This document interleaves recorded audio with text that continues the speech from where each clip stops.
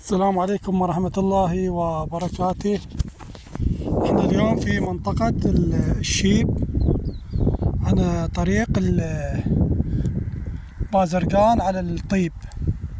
اكو هاي المنطقة تحذي على افطر، وعثرنا على هذا الافطر في هذه المنطقة مال الطيب على حدود الطيب. هسه راح اراويكم الافطر. هذا الافطر، تحياتي لكم. هذا الافطر. هسه احنا شو نسوي؟ نحفره. شوف سبحان الله، خلنا نراويكم الافطر. هذا الافطر يحول على تمطر الدنيا.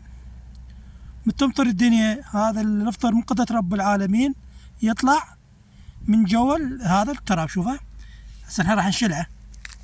هسه هذا شلعته، يا سبحان الله. شوف لونه هذا الافطر كلش حلو. هسه راح شو اسوي؟ اروح للثاني.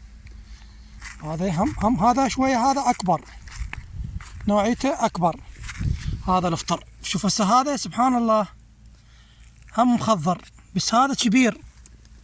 افطر يطلع في الجو اشتاء. صار راح اشلعه.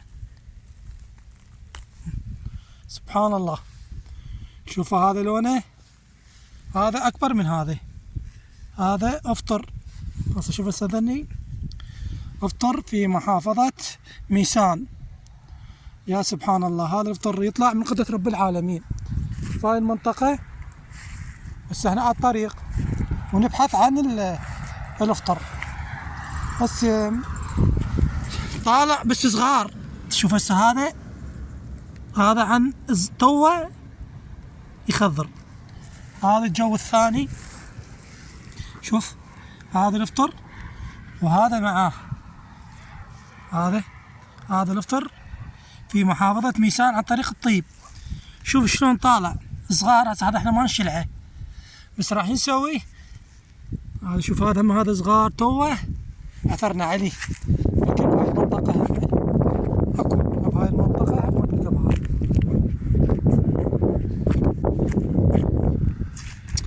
بس احنا راح نروح ذاك المكان هم نشوفه. هو يصير جو الرمل. تحياتي لكم. وراح بعد هم نبحث، نروح ندور هاي المنطقة، هذا المكان. وهسه راح نروح احنا ندور على الافطار الثاني. هسه هذني جمعناهن. هذا الافطار. شوف هسه هذا الافراخ مالته صغار. شوف كلش صغار. هذا توهن يريد يكبرن. وهذا الافطر سبحان الله. شوفوا ايش قده. تحياتي لكم، ونريد من عندكم دعم للقناة وتشغلون لايك في ماله.